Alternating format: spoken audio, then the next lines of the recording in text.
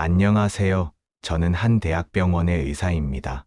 매일 환자들을 돌보는 일이 제 일상이었죠. 하지만 제가 가장 돌봐야 할 분이 바로 제 어머니라는 사실을 깨닫게 된 것은 불과 몇 달 전의 일이었습니다. 그날도 평소처럼 병원에서 야간 당직을 마치고 돌아왔을 때였습니다. 아내가 심각한 표정으로 저를 기다리고 있더군요. 어머니께서 또 길을 잃으셨다는 겁니다. 다행히 근처 편의점 주인분이 어머니를 알아보고 집까지 모셔다 주셨다고 했습니다. 여보, 어머님이 요즘 자주 이러세요. 제가 잠깐 화장실 다녀온 사이에도 현관문을 열고 나가셨어요.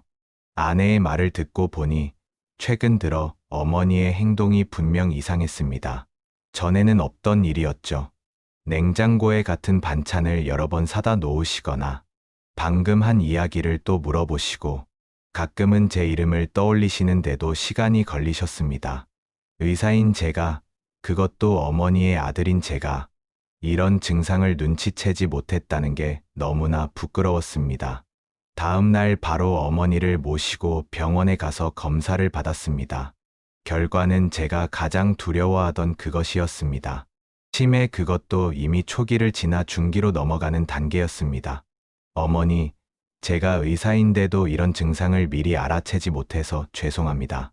어머니는 오히려 저를 위로하셨습니다. 괜찮아. 도연아, 난 네가 있어서 든든해. 그 말씀을 듣는 순간 눈물이 났습니다. 제가 어릴 때부터 홀로 저를 키우시며 고생하신 어머니. 이제는 제가 어머니를 돌봐드려야 할 때인데 하필 이런 큰 일이 생기다니요. 더군다나 제게 큰 난관이 하나 더 있었습니다. 바로 6개월간의 해외 파견 근무였죠. 미국의 유명 병원과 협력 프로젝트를 진행하는 중요한 일이었습니다. 제 경력에서 절대 놓칠 수 없는 기회였지만 지금 이 상황에서 어머니를 남겨두고 떠난다는 건 말이 되지 않았습니다. 어머니와 상의 끝에 요양원을 알아보기 시작했습니다. 하지만 그때 뜻밖의 제안이 들려왔습니다. 바로 제 아내였죠. 여보, 제가 어머님을 직접 모실게요. 요양보호사만 한 분 붙여주시면 충분해요. 아내의 제안은 너무나도 고마웠습니다. 아내는 전업주부로 집에서 시간을 보내고 있었고 평소에도 어머니를 잘 모시는 편이었습니다. 게다가 우리 아이들은 모두 해외 유학 중이라 집안일에 신경 쓸 일도 많지 않았죠. 정말 괜찮겠어? 치매 환자 돌보시는 게 쉽지 않을 텐데. 당연하죠. 어머님이 저희 가족인데 이렇게라도 도움이 될 수 있다면 좋죠. 아내의 말에 안도감이 들었습니다. 어쩌면 이게 최선의 선택일지도 모르겠다는 생각이 들었죠.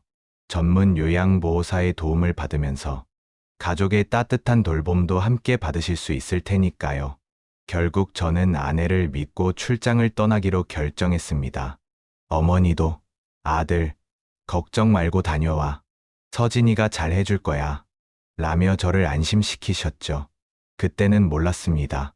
제가 얼마나 큰 실수를 하고 있는지를, 사랑하는 어머니를 뱀의 아가리 속으로 밀어넣고 있다는 사실을. 미국에 도착하고 첫 한 달은 정말 바빴습니다. 새로운 환경, 끊임없는 회의와 수술들.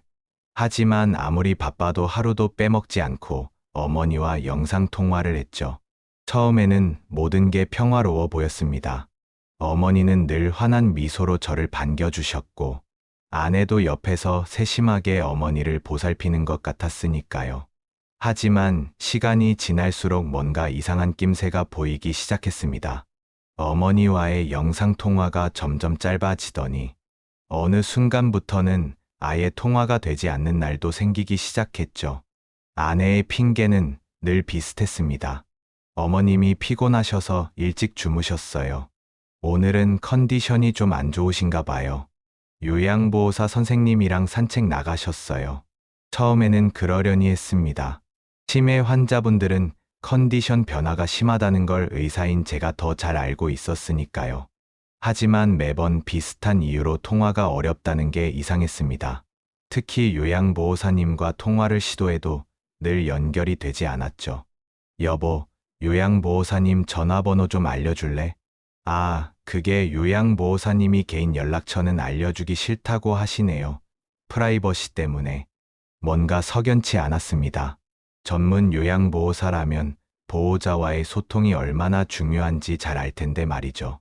더구나 제가 주치의이자 아들인데도 말입니다.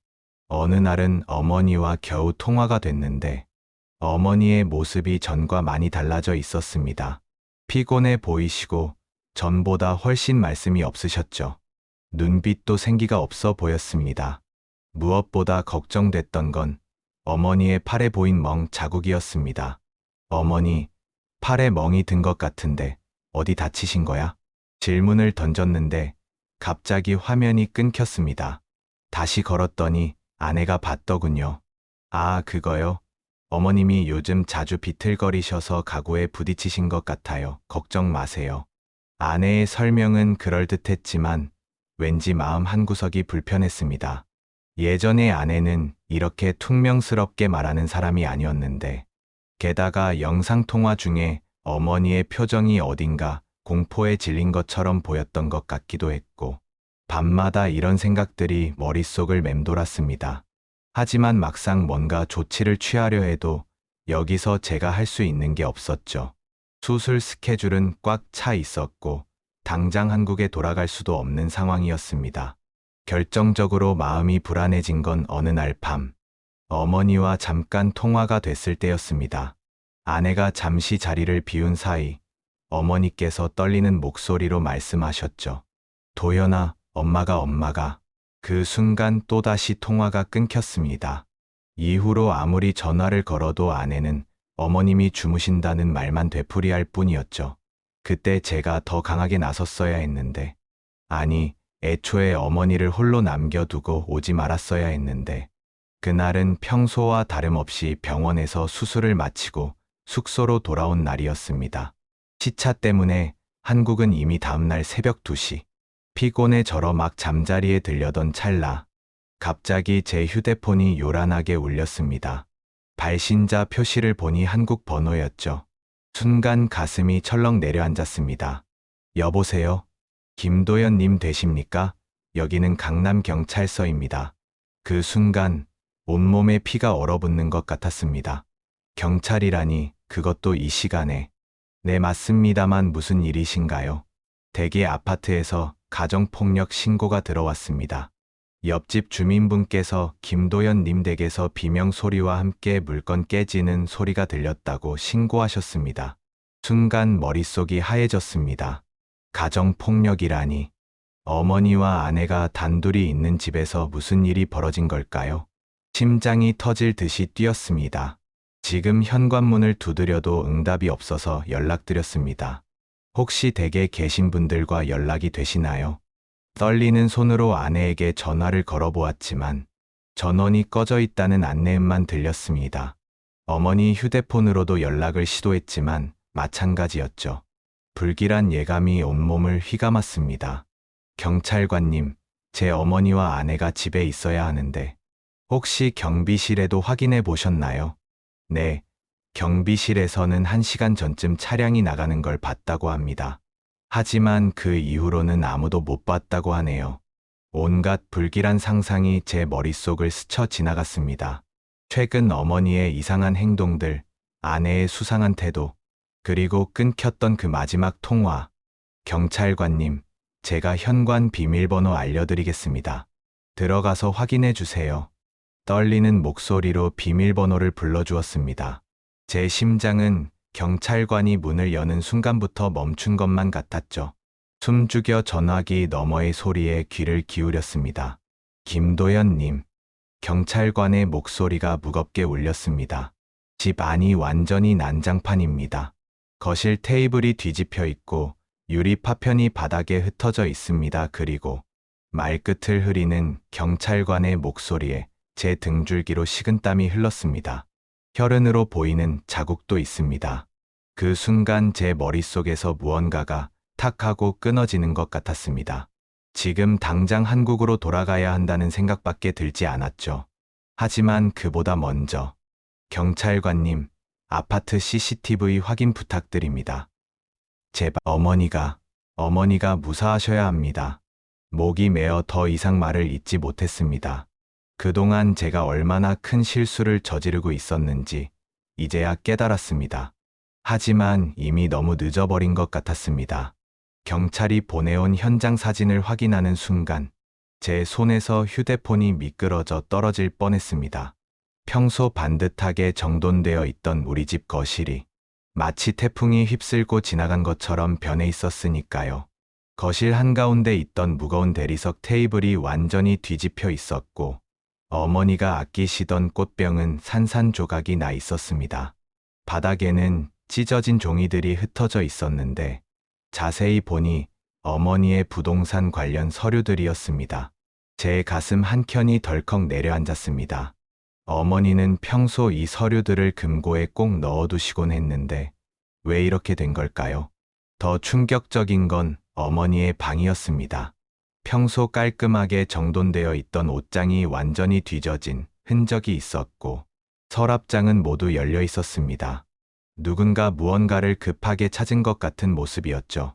베개 밑에서는 어머니가 늘 가지고 다니시던 수첩이 발견됐는데 그 안에는 금고 비밀번호로 추정되는 숫자들이 적혀 있었습니다.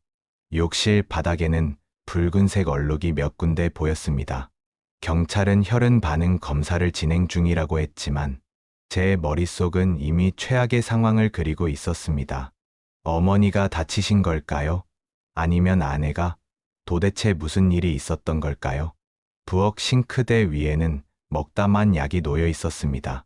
어머니의 치매 약이었죠. 평소 아내가 꼼꼼하게 챙겨드린다던 그 약. 하지만 약통을 자세히 보니 유효기간이 이미 3개월이나 지나 있었습니다. 아내가 어머니의 약을 제때 드리지 않았다는 뜻이었죠. 현관에는 어머니의 신발이 한쪽만 있었습니다. 다른 한쪽은 보이지 않았죠. 그리고 그 옆에는 아내의 하이힐이 비스듬히 벗겨진 채로 있었습니다.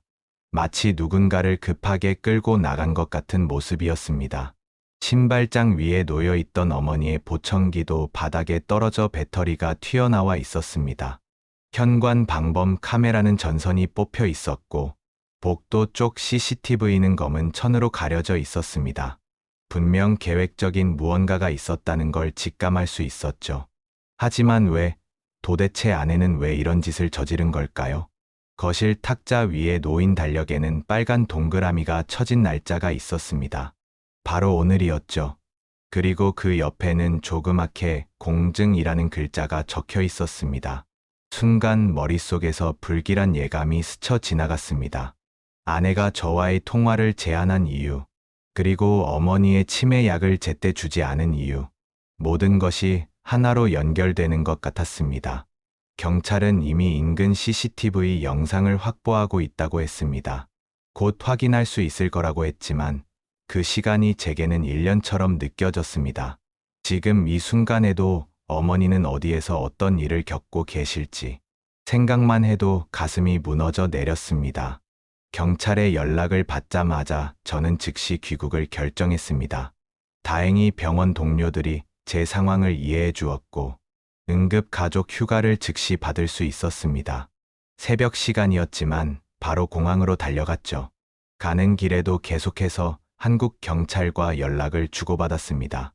13시간의 비행 시간이 13년처럼 느껴졌습니다. 비행기 안에서도 제 머릿속은 온통 어머니 생각뿐이었습니다. 인천공항에 도착하자마자 경찰이 저를 맞이했고 곧장 강남경찰서로 향했습니다. 경찰서 모니터 앞에서 저는 숨죽인 채 CCTV 영상을 지켜보았습니다.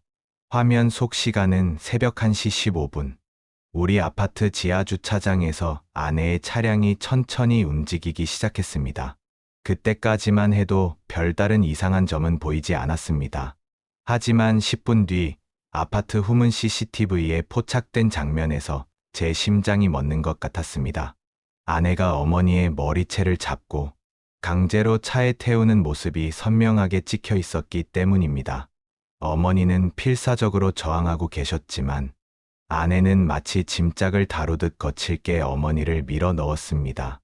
순간 제 손에 쥐고 있던 물컵이 바닥으로 떨어져 산산조각이 났습니다. 더 끔찍했던 건 어머니의 옷차림이었습니다.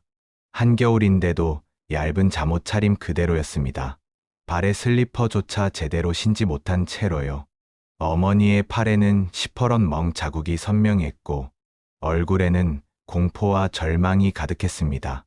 그동안 제가 보지 못했던, 아니 보려 하지 않았던 모든 학대의 흔적이 그 짧은 순간 영상에 고스란히 담겨 있었습니다. 아내는 주변을 살피며 재빨리 차에 오르더니 곧장 아파트를 벗어났습니다. 이어진 도로 CCTV들에서 아내의 차량은 도심을 벗어나 북쪽으로 향했습니다. 시간이 갈수록 차량의 속도는 점점 더 빨라졌고 마지막으로 포착된 지점은 도시 외곽의 한적한 산길 입구였습니다. 그 너머로는 더 이상 CCTV가 설치되어 있지 않았습니다. 경찰은 즉시 수색 작전에 들어갔습니다. 아내의 차량 번호가 전국에 수배되었고 산길 주변의 모든 가능한 경로가 체크되기 시작했습니다. 하지만 시간은 계속해서 흘러가고 있었고 한겨울 밤 산속에 홀로 남겨진 어머니를 생각하니 제 마음은 타들어가는 것만 같았습니다. CCTV를 계속 돌려보면서 더 많은 충격적인 사실들이 드러났습니다. 지난 한 달간의 영상을 분석한 결과 아내는 이미 여러 차례 어머니를 학대해왔다는 사실이 밝혀졌습니다.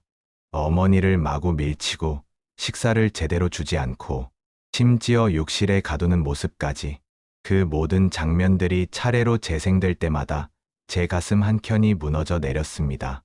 특히 충격적이었던 건 일주일 전 영상이었습니다. 아내가 늦은 밤 누군가와 통화하는 모습이 포착됐는데 대화 내용은 들리지 않았지만 그녀의 표정과 행동은 분명 수상했습니다. 통화 후 아내는 어머니의 방에 들어가 서류를 뒤지기 시작했고 금고 앞에서 여러 번 비밀번호를 시도하는 모습도 보였습니다. 저는 그제서야 모든 것을 깨달았습니다. 아내가 어머니의 치매를 악용해 재산을 가로채려 했다는 것을, 그리고 오늘이 바로 그 계획의 마지막 단계였다는 것을. 허나 뭔가가 틀어졌고 결국 이런 극단적인 선택을 한 것이었습니다. 경찰은 아내의 최근 통화 기록과 인터넷 검색 기록을 분석하기 시작했습니다. 산속에 버려진 노인들에 대한 뉴스를 검색했던 기록, 치매 환자의 법적 권리를 알아보던 기록, 그리고 수상한 공증 사무실과의 통화 기록까지 모든 것이 계획적이었습니다.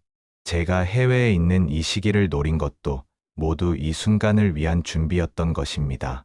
저는 피로와 시차, 그리고 분노와 자책감이 뒤섞인 채 경찰서 의자에 털썩 주저앉았습니다. 하지만 지금은 제 감정에 빠져 있을 시간이 없었습니다. 어머니를 찾는 것, 그것만이 제 머릿속에 가득했습니다. 수사팀은 이미 아내의 차량이 마지막으로 목격된 산길 일대에 수색팀을 배치했다고 했습니다. 저는 직접 현장으로 가겠다고 했습니다. 제 어머니를 찾을 때까지 절대로 포기할 수 없었으니까요. 경찰의 수사는 신속하게 진행되었습니다. 아내의 차량이 마지막으로 포착된 지점은 도시 외곽의 북한산 인근이었습니다. 그곳에서부터는 도로 CCTV가 설치되어 있지 않은 산길이 여러 갈래로 이어져 있었죠. 수색 범위는 점점 넓어졌고 시간은 계속해서 흘러갔습니다. 차량의 블랙박스 기록도 확인했습니다. 하지만 아내는 이미 블랙박스를 제거한 상태였습니다. 단 하나의 실수도 용납하지 않겠다는 듯한 치밀함이 역력했죠. 그녀의 이런 면을 전혀 몰랐다는 게 더욱 소름 돋았습니다. 10년을 넘게 함께 산 아내였는데 저는 그녀의 진짜 모습을 전혀 알지 못했던 겁니다. 경찰은 아내가 지난 한 달간 드나들었던 모든 장소를 조사했습니다. 주유소, 마트, 미용실, 그리고 마지막으로 확인된 곳이 한법무사 사무실이었습니다. 그곳에서 아내는 어머니의 재산과 관련된 서류를 상담했다고 합니다. 치매 환자의 재산 관리 권한을 이전받는 방법을 문의했다고 하더군요. 모든 정황이 계획적인 범행이었음을 가리키고 있었습니다. 수사팀은 아내의 휴대폰 위치 추적도 시도했습니다. 하지만 이미 전원이 꺼진 상태였고 마지막 기지국 신호는 북한산 인근에서 잡혔을 뿐이었습니다. 통신사를 통해 통화 기록을 조회해 보니 사건 발생 전날 밤부터 수상한 번호로 여러 차례 통화한 기록이 있었습니다. 그 번호의 주인도 찾아보았지만 일회용 전화기였다는 사실만 확인될 뿐이었죠. 차량의 내비게이션 기록도 조회했습니다. 아내는 최근 한 달간 여러 차례 북한산 일대를 답사했던 것으로 드러났습니다. 마치 어머니를 버릴 장소를 미리 물색하고 있었던 것처럼요. 생각할수록 온몸에 한기가 느껴졌습니다. 제가 믿고 의지했던 아내가, 우리 가족을 위해 헌신한다고 생각했던 그 아내가 이토록 차갑고 잔인한 계획을 세우고 있었다니. 경찰은 산악구조대와 협력하여 수색 범위를 넓혀갔습니다. 드론까지 동원되었지만 울창한 나무들 때문에 상공에서의 수색은 쉽지 않았습니다. 날씨도 우리를 도와주지 않았습니다. 갑자기 비가 내리기 시작했고 기온은 계속해서 떨어지고 있었죠. 한겨울 날씨에 얇은 잠옷 차림으로 산속에 계실 어머니를 생각하니 가슴이 찢어질 것 같았습니다. 수색에 참여한 경찰들은 교대로 쉬어가며 수색을 이어갔지만 저는 잠시도 쉴 수가 없었습니다. 다리가 풀리고 온몸이 떨려도 계속해서 산길을 헤매며 어머니를 찾았습니다. 목이 쉬어라 어머니를 부르고 또 불렀습니다. 매 순간이 지옥 같았습니다. 어머니의 마지막 모습이 CCTV에 찍힌 공포에 질린 표정일까봐, 차가운 땅바닥에 쓰러져 계실까봐 생각만 해도 숨이 막혔습니다. 산악구조대와 경찰, 소방대원들이 총동원된 수색 작전이 시작된 지 벌써 16시간이 지나고 있었습니다. 한겨울의 차가운 바람이 산을 휘감고 돌았고 간간히 내리는 눈발이 시야를 가렸습니다. 기온은 영하로 떨어진 지 오래였습니다. 구조대원들의 얼굴에는 점점 더 깊은 우려의 그림자가 드리워지고 있었습니다. 저는 제 발이 움직이는 한 계속해서 산을 헤맸습니다. 목이 쉬어가면서도 어머니를 부르고 또 불렀죠. 땅거미가 질수록 불안감은 더욱 커져갔습니다. 구조대원들이 건네주는 따뜻한 물도, 잠시 쉬어가라는 권유도 모두 거절했습니다. 지금 이 순간에도 어머니는 이 추위 속 어딘가에 홀로 계실 텐데 제가 어떻게 쉴 수 있겠습니까? 수색견들이 이끄는 대로 여러 등산로를 오르내렸습니다. 때로는 길도 없는 덤불 속을 헤치고 들어갔죠. 어머니의 채취를 따라 수색견들이 반응을 보일 때마다 가슴이 쿵쾅거렸지만 결국 허탕을 치고 말았습니다. 산이 너무나 넓었고 수색해야 할 지역은 계속해서 늘어만 갔습니다. 경찰은 아내의 차량이 지나간 모든 도로의 CCTV를 다시 한번 분석했습니다. 혹시 놓친 단서가 있을까 해서였죠. 마지막으로 차량이 목격된 지점에서부터 반경 10km 내의 모든 민가와 창고, 폐가까지 수색 범위에 포함시켰습니다. 마을 주민들에게도 수소문했지만 아무도 수상한 차량이나 사람을 보지 못했다고 했습니다. 시간이 흐를수록 제 마음속 자책감은 더욱 깊어졌습니다. 왜 진작 눈치채지 못했을까요? 아내가 어머니를 학대한다는 징후들이 분명 있었을 텐데, 어머니의 멍 자국, 수상쩍은 전화통화, 잦아지는 컨디션 불량, 그 모든 것들이 이제야 하나하나 떠올랐습니다. 제가 조금만 더 관심을 기울였다면, 조금만 더 의심했더라면 이런 일은 없었을 텐데, 날이 저물자 수색은 더욱 어려워졌습니다.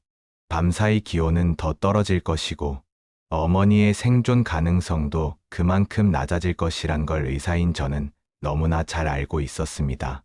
구조대원들은 야간 수색을 위한 특수 장비들을 준비했고 열화상 카메라도 동원되었습니다.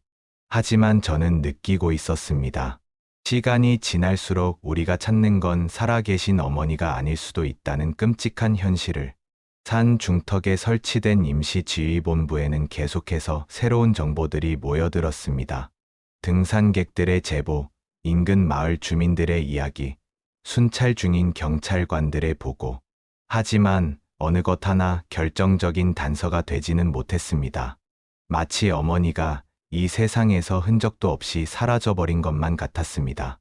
밤이 깊어갈수록 저의 절망감도 깊어져만 갔습니다. 어머니는 지금 얼마나 무서워하고 계실까? 얼마나 추울까? 얼마나 외로울까? 생각할수록 가슴이 찢어질 것 같았습니다. 그리고 그 모든 고통의 원인이 된 아내를 생각하면 이가 갈렸습니다.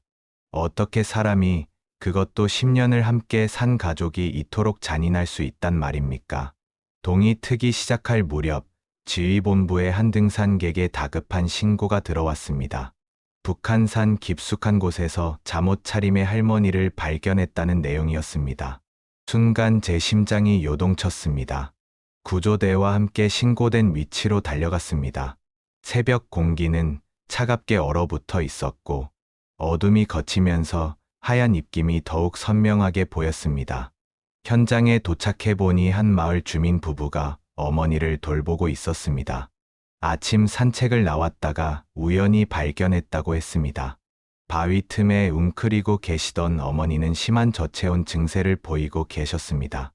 얇은 잠옷은 이슬과 찬 공기로 흠뻑 젖어 있었고 맨발에는 긁힌 자국이 가득했습니다. 온몸은 떨리고 있었지만 다행히 의식은 있으셨습니다. 어머니의 상태는 심각했습니다. 즉시 응급처치를 시작했습니다. 체온을 높이기 위해 구조대원들이 가져온 담요를 덮어드렸고 보온병에 담긴 따뜻한 물로 수분을 보충해드렸습니다. 어머니의 손과 발은 차가운 돌덩이처럼 굳어 있었고 입술은 창백하게 변해 있었습니다. 어머니는 저를 알아보셨지만 말씀을 제대로 잊지 못하셨습니다. 다만 떨리는 손으로 제 손을 꼭 잡으시더니 눈물을 흘리셨습니다.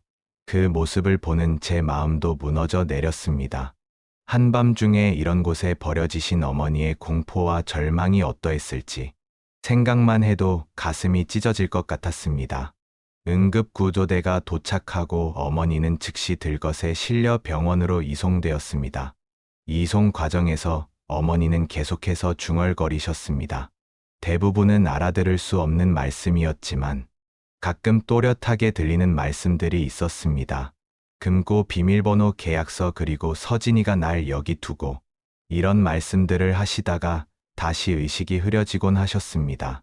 병원으로 가는 앰뷸런스 안에서 어머니의 손을 잡고 있는데 갑자기 어머니가 제 손을 꼭 쥐시더니 또렷한 목소리로 말씀하셨습니다.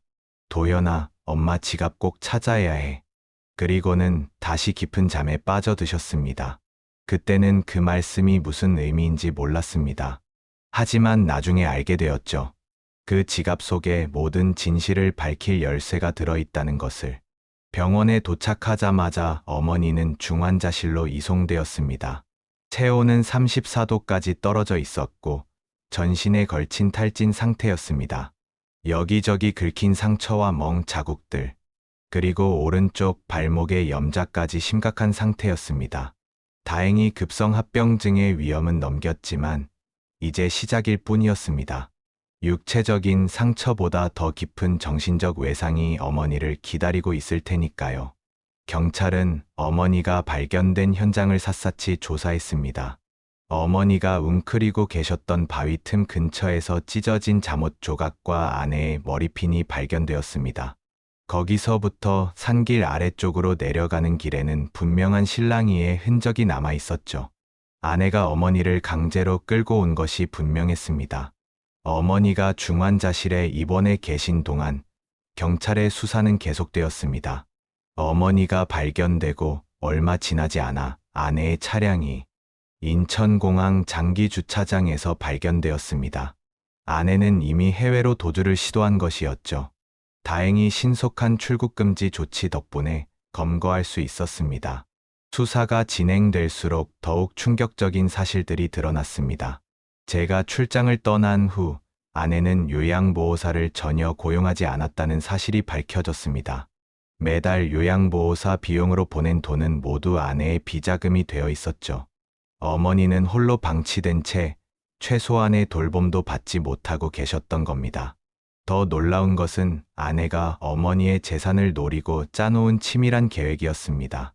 경찰은 아내의 이메일 계정에서 충격적인 증거들을 발견했습니다. 어머니의 치매 진단을 이용해 재산관리인 지정 신청을 준비하고 있었던 것입니다. 심지어 어머니의 서명을 위조한 연습까지 하고 있었죠. 아내의 휴대폰에서는 더 끔찍한 검색 기록이 발견되었습니다. 치매 환자 실종 시 수색 기간, 산에서 실종된 노인 통계, 치매 환자 실종 후 사망 추정 기간, 이런 검색어들이 수십 건이나 있었습니다. 제가 없는 동안 아내는 차근차근 어머니를 없애버릴 계획을 세우고 있었던 것입니다. 압수된 아내의 노트북에서는 어머니의 재산 목록이 꼼꼼하게 정리되어 있었습니다. 강남의 빌딩 3채, 청담동의 주택, 제주도의 땅, 그리고 스위스 계좌에 보관 중인 현금까지. 아내는 이 모든 것을 차지하기 위해 어머니를 해치려 했던 것입니다. 어머니의 방에서 발견된 지갑 속에는 결정적인 증거가 있었습니다. 아내가 어머니를 협박하며 강제로 쓰게 한 차용증과 위임장들, 그리고 아내의 범행을 증명할 녹음 파일까지 들어 있었습니다. 어머니는 치매 환자였지만 마지막까지 이성을 잃지 않고 증거를 모아두신 것이었습니다. 경찰 조사 결과 아내는 우리 가족만을 노린 게 아니었습니다. 과거 그녀의 전 남편도 의문의 교통사고로 사망했다는 사실이 밝혀졌죠. 당시에는 단순 사고로 처리되었지만 이번 사건을 계기로 재수사가 시작되었습니다. 전 남편의 유산도 모두 아내가 차지했었다는 사실이 드러났습니다. 인천공항에서 검거된 아내의 모습은 제가 알던 그녀와는 전혀 달랐습니다. 얼굴에는 짙은 화장이 되어 있었고 머리는 금발로 염색한 상태였습니다. 수화물 속에서는 위조 여권과 현금 다발이 발견되었죠. 도주를 위해 철저하게 준비를 해온 것이었습니다. 신문실에서 마주한 아내의 눈빛은 차갑기 그지없었습니다. 처음에는 모든 것을 부인했습니다. 어머니를 산에 버렸다는 증거가 있냐며 오히려 당당한 태도였죠. 하지만 경찰이 하나둘 증거들을 제시하자 아내의 태도가 급격히 변했습니다. CCTV 영상이 재생되는 동안 아내는 자리에서 꼼짝도 하지 않았습니다. 어머니의 머리채를 잡고 끌고 가는 장면, 차에 억지로 태우는 장면, 모든 것이 너무나 선명했습니다. 이어서 공개된 블랙박스 영상도 결정적이었습니다.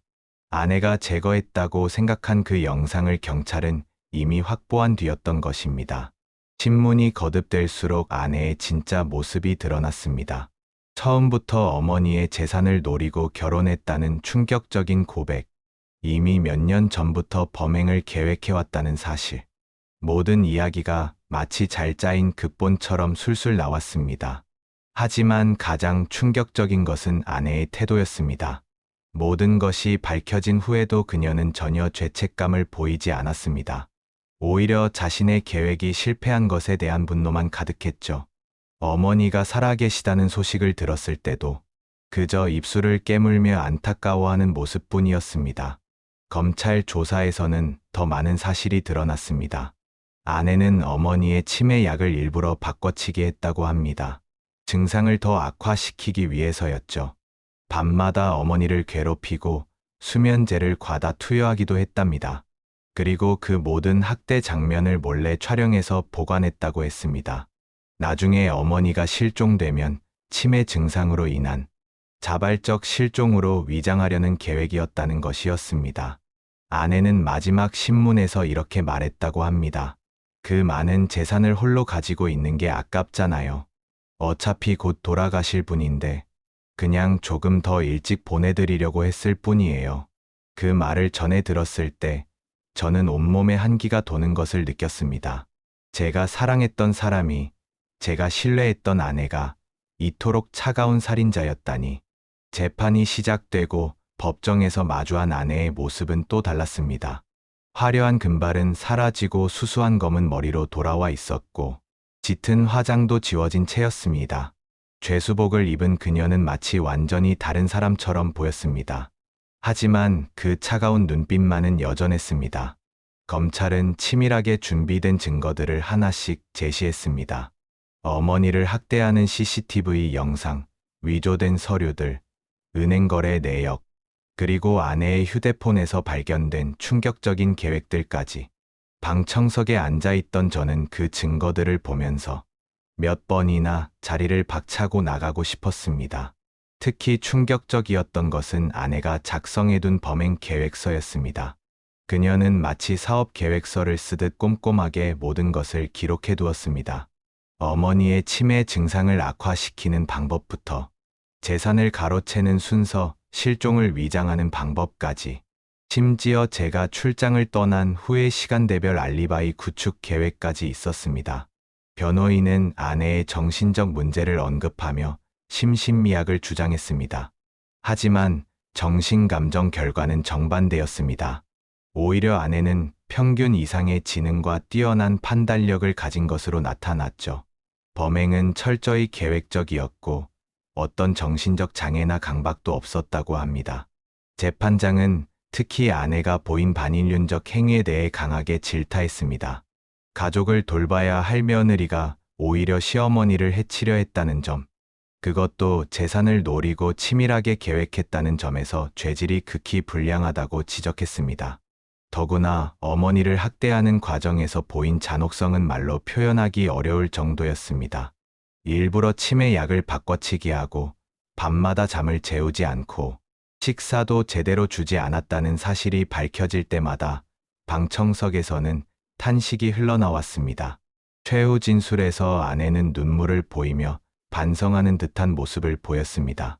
결국 재판부는 아내에게 징역 15년을 선고했습니다. 살인미수, 존속폭행, 사기미수, 재물손괴 등 죄목만 수십 가지였습니다. 게다가 어머니의 재산에 대한 모든 권리도 박탈당했죠. 제가 그동안 그녀 명의로 해둔 재산까지 모두 환수되었습니다. 판결이 선고되는 순간 아내의 얼굴에서 처음으로 감정이 드러났습니다. 그것은 분노였습니다. 자신의 완벽한 계획이 실패로 돌아간 것에 대한, 그리고 그토록 노리던 재산을 모두 놓치게 된 것에 대한 분노였겠죠. 저는 그제서야 깨달았습니다. 제가 사랑했던 그 여자는 처음부터 존재하지 않았다는 것을, 그저 재산을 노리고 접근한 파렴치한 사기꾼의 가면이었을 뿐이라는 것을. 재판이 끝나고 저는 온전히 어머니의 치료에 집중했습니다. 병원 동료들의 도움으로 최고의 치료진을 꾸릴 수 있었고, 어머니는 서서히 건강을 되찾아가기 시작하셨습니다. 처음에는 악화되었던 치매 증상도 올바른 약물 치료와 꾸준한 재활 치료를 통해 조금씩 호전되어 갔습니다. 특히 놀라웠던 것은 어머니의 기억이 조금씩 돌아오기 시작했다는 점이었습니다. 처음에는 단편적인 기억들이었습니다.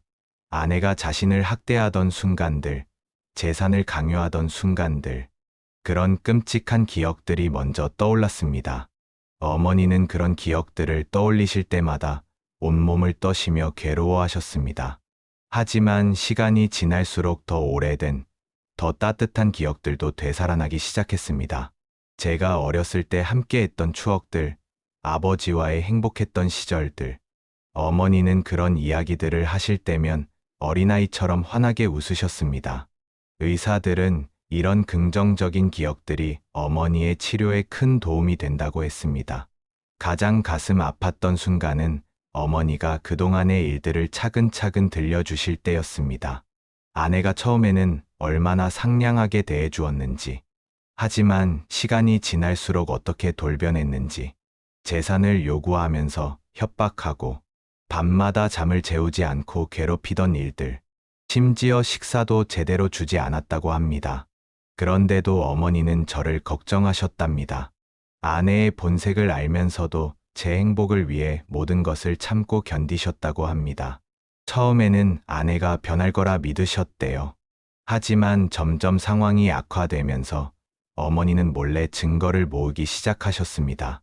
치매 환자라고 무시하는 아내를 향한 마지막 저항이었을 테죠.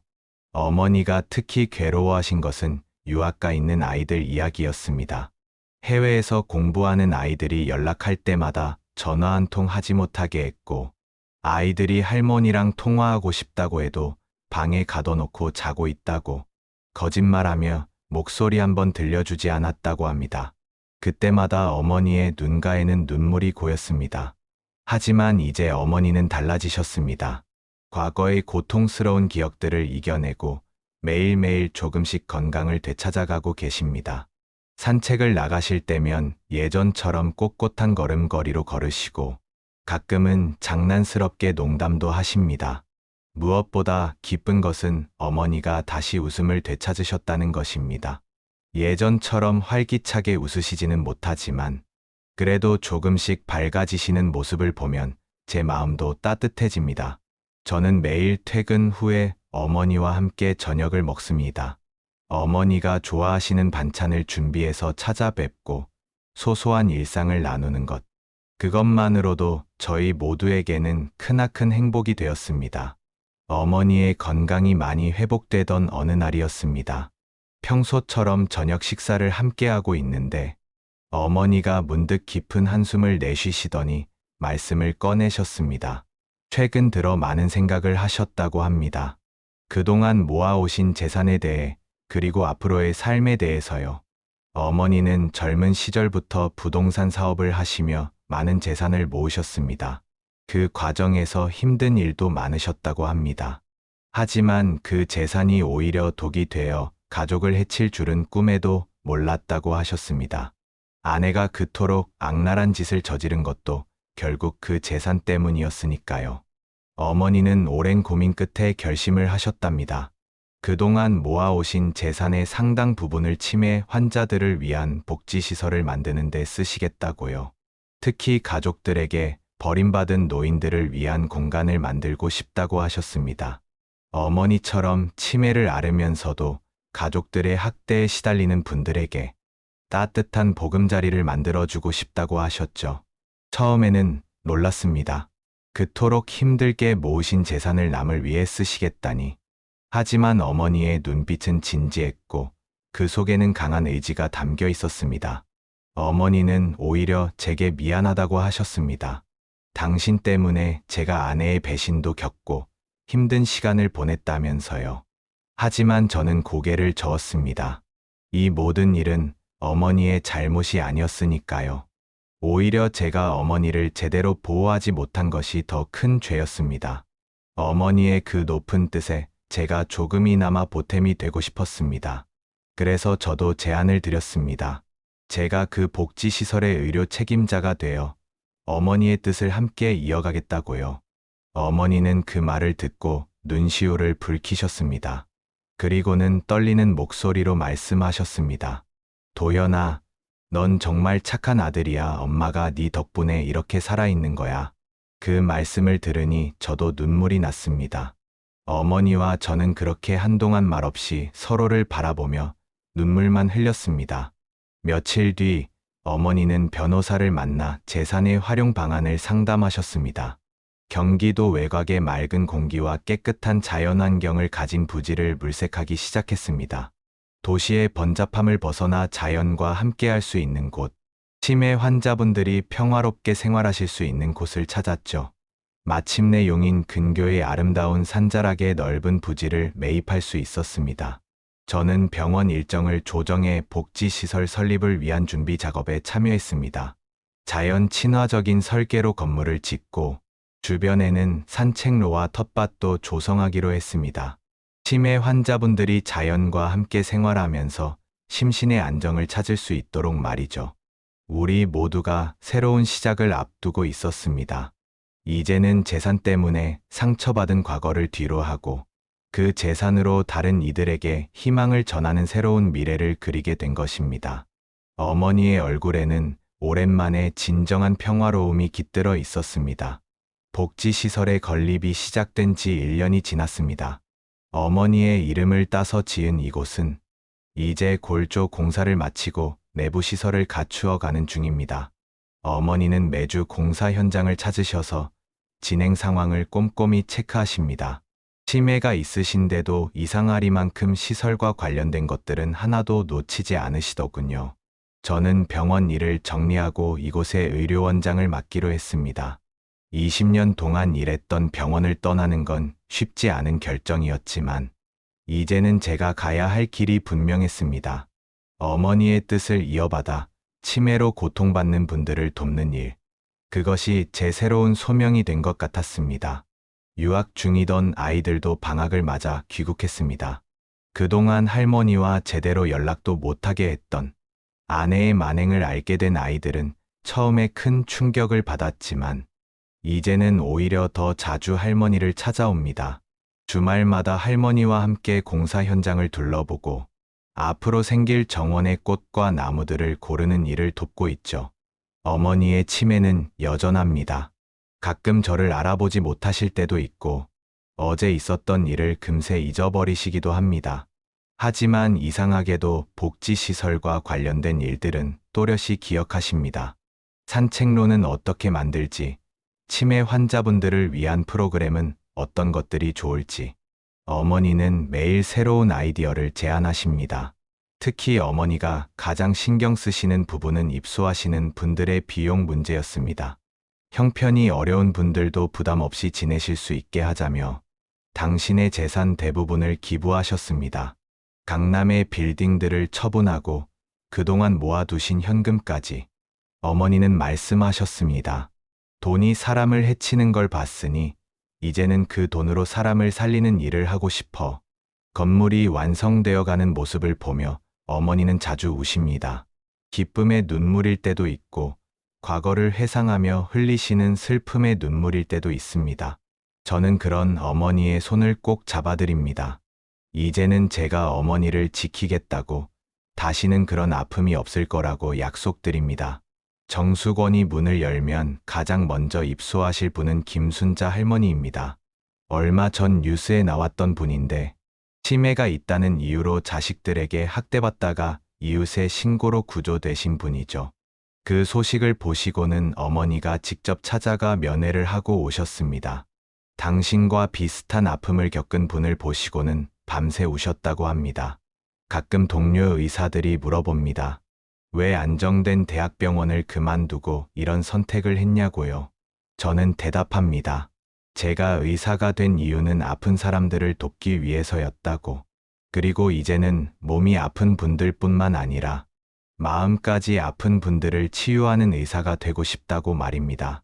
봄이 오면 복지시설은 문을 엽니다. 벚꽃이 필 무렵이면 이곳에도 새 생명이 움틀 것입니다. 어머니의 아픔을 딛고 피어난 이 꽃이 앞으로 더 많은 분들에게 희망이 되어줄 것이라 믿습니다. 그리고 저는 그 희망을 지켜나가는 든든한 버팀목이 되려 합니다.